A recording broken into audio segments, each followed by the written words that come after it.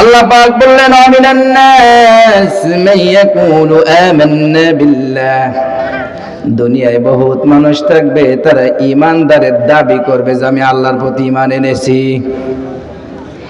ওয়াবিল ইয়াউমিল আখির, হুজুর কি বলেন কি আখিরাতের দিবসের প্রতি কঠিন বিশ্বাস দৃঢ়, কিন্তু এখন কোরআনের কথা হয় উনি দোকানের সামনে এ কথা বলেন, ওনারে ভক্তবাজির দাবি আল্লাহ পাক বললেন ওয়া মা হুম বিমুমিনিন, ও দাবি করতে পারে কিন্তু মুমিন না। তাহলে কোরআনের কথায় বোঝা যায় যে দুনিয়ার বুকে আমি আপনি দাবি করলে কিছু আসে যায়। এই জন্য আমি সূরা আহজাব থেকে তেলাওয়াত করেছি। আল্লাহ পাক বলেন ইন্নাল্লাহা লা'নাল কাফিরিনা ওয়া আ'আদ্দা লাহুম সাঈরা, নিশ্চয় আল্লাহ তাআলা কাফেরদের প্রতি লানত করেছেন। কাদের লানত দিয়েছেন? এখন কাফের কারা? কাফের জানতে হবে কিনা? আল্লাহ তাআলা কাফেরদেরকে লানত করলেন। এই লানত করনেওয়ালা কাফেরকে আবু জাহেল কি ছিল? কথা বলবেন, আমি যত সময় আছে একটু নাড়াচাড়া দিয়ে, নাহলে মনে হবে যে আসলে একাই বলতেছি। আবু জাহেল কি ছিল? কাফের। আবু জাহেলের আমার মতো এরকম আমার থেকেও বেশি বড় লম্বা দাড়ি ছিল। একই ইতিহাস পড়িছেন কেউ?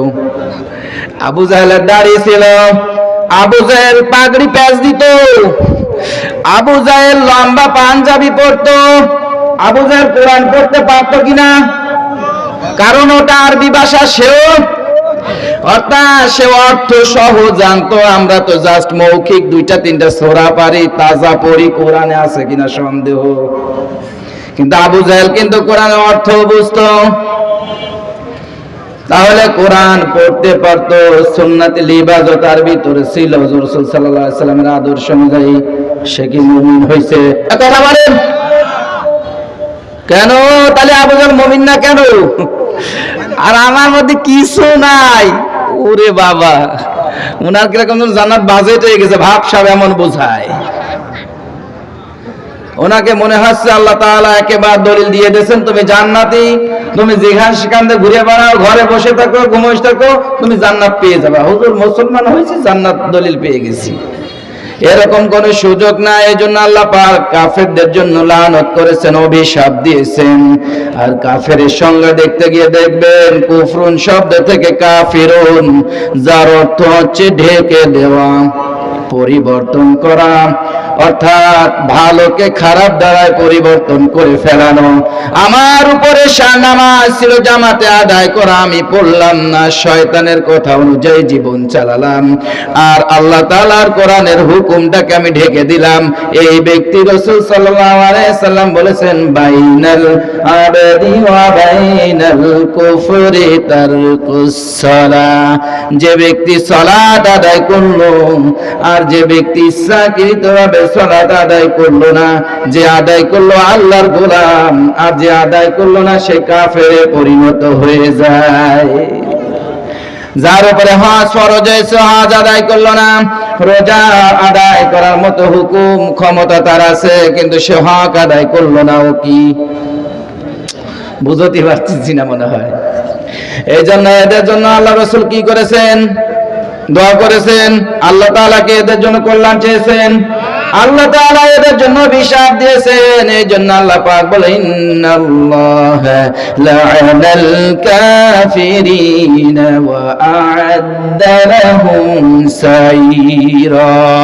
হে রাসূল, আপনি আপনার উম্মতদেরকে বলে দিন, ও যে নাম আব্দুল জব্বার, আব্দুল সত্তার, আব্দুল করিম, আব্দুল হাই, এই নামের ওসিলায় যে একেবারে বেঁচে যাবে, এরকম বোকামি ধারণা থেকে বের হয়ে আমার কোরআনের ভিতর ঢুকতে বলেন, আমার রাসূলের আদর্শের ভিতর ঢুকতে বলেন, না হলে ক্ষমা হবে না।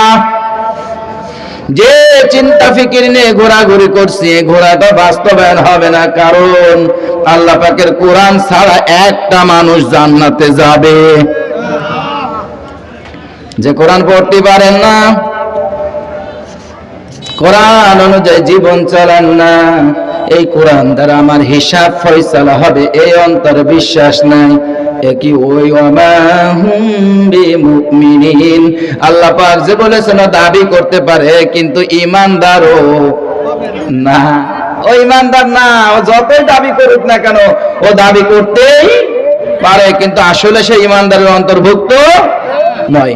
এজন্য আল্লাহ পাক বললেন ওয়ানা আশুরুহুম ইয়াওমাল কিয়ামাতি আলা উজুহিহিম উময়ান ওয়া বুকমান ওয়া সুম্মা। আল্লাহ পাক ডাকতে বললেন হে রাসূল, যারা দুনিয়ার বুকে আমার হুকুমগুলোকে অমান্য করে চলছে, আমার রাসূলের আদর্শগুলোকে অমান্য করে চলছে, ওদেরকে বলে দিন ওয়াহশুরুহুম ইয়াওমাল কিয়ামা, ওদেরকে সংবাদ দিয়ে দিন কিয়ামত দিবসে আমি ওদেরকে আলা উজুহিহিম মুখের উপর দিয়ে হাঁটাবো।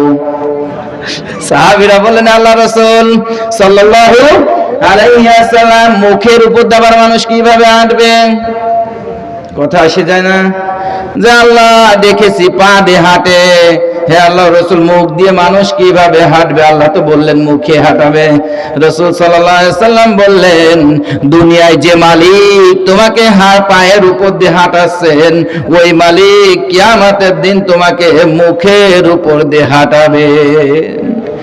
ওই সময় বুঝে আসবে যে মুখে কি বলার কথা ছিল, কি বলেছি, কি খাওয়ার কথা ছিল, আর এই মুখ দ্বারা কি খেয়েছি, এই মুখ দ্বারা কি কথা বলার ছিল, আমি কি বলেছি, এই মুখ দ্বারাই কি করানো ছিল, আর আমি কি করে আসছি। যেদিন মুখ দিয়ে চলমান করে দেবেন আল্লাহ পাক, ওই দিন বুঝে আসবে ইয়া লাইতানা, ওই সময় আফসোস করে কোন লাভ হবে? লাভ হবে? কোন লাভ হবে না। শুধু এইটুকু নয়, আল্লাহ পাক আবার বললেন যে ঠিক আছে দুনিয়ার বুকে সে মুখ দ্বারাই বাস্তবায়ন করে নাই আমার কোরআনকে,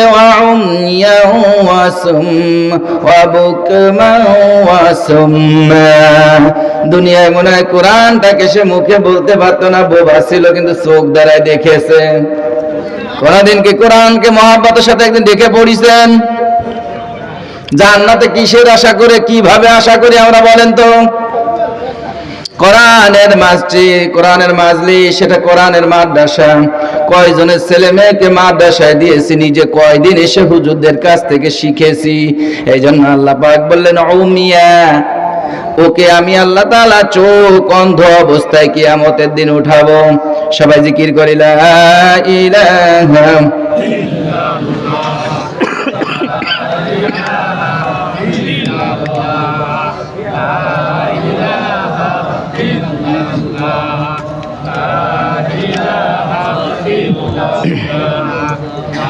لا إله إلا الله محمد رسول الله صلى الله। আল্লাহ পাক বললেন দুনিয়ায় ওকে আমি শুধু দুনিয়া থেকে আনার পর ওর কুফরি করার কারণে শুধু মুখেই হাঁটাবো না, ওকে আমি অন্ধ অবস্থায় উঠাবো। তাফসীর ইবনে কাসিরের বর্ণনায় দেখলাম রাসূল সাল্লাল্লাহু আলাইহি ওয়াসাল্লামের সাহাবীরা, বিখ্যাত সাহাবীগুলো তাফসীর করেছেন, বলে দিয়েছেন যে ওমিয়া, তাকে আমি অন্ধ অবস্থায় দুনিয়া থেকে আমি যখন সে আমার কোরআনের আয়াতগুলো দেখে নাই, আমার জিনিসগুলো আমি দেখতে বলেছিলাম, রাসূলের সুন্নাহগুলো দেখতে বলেছিলাম, ও দেখে নাই, ওকে অবশ্যই আমি দুনিয়া থেকে অন্ধ অবস্থায় কিয়ামতের দিন উঠাবো, যাকে ওরে ফেরেশতারা সাইজ করতে পারে ঠিক মতো। কারণ দেখলে কি মানুষ ঠেকাবে? এই জন্য আল্লাহ পাক বলে দিলেন যে না, আমি ওকে অন্ধ অবস্থায় ওঠাবো যাতে ঠেকাতে না পারে। শুধু তাই নয়, বুকমা, তাকে আমি বোবা অবস্থায় দুনিয়ার থেকে ওই দিন কিয়ামতের দিন উঠাবো, যাতে বোকা মানুষ ওর মুখ দ্বারা জবান দ্বারা সত্য কথা বলার কথা ছিল, দুনিয়ায় থাকতে কোনদিন একটা সত্যের ধারে বারেও যায় নাই। ইয়া আইয়ুহাল্লাযীনা আমানু ওয়াকুলু কওলান সাদীদা। আল্লাহ পাক বলেছিলেন সদা সর্বদা তোমরা সত্য কথা বলবে, কিন্তু দুনিয়ার বুকে কোনোদিন জবান দ্বারা একটা সৎ কাজে আদেশ করে নাই, অসৎ কাজে বাধা দেয় নাই। ও জবান দ্বারা কোনোদিন জবানটাকে খুলে কোরআনকে মহব্বতের সাথে তেলাওয়াত করে নাই।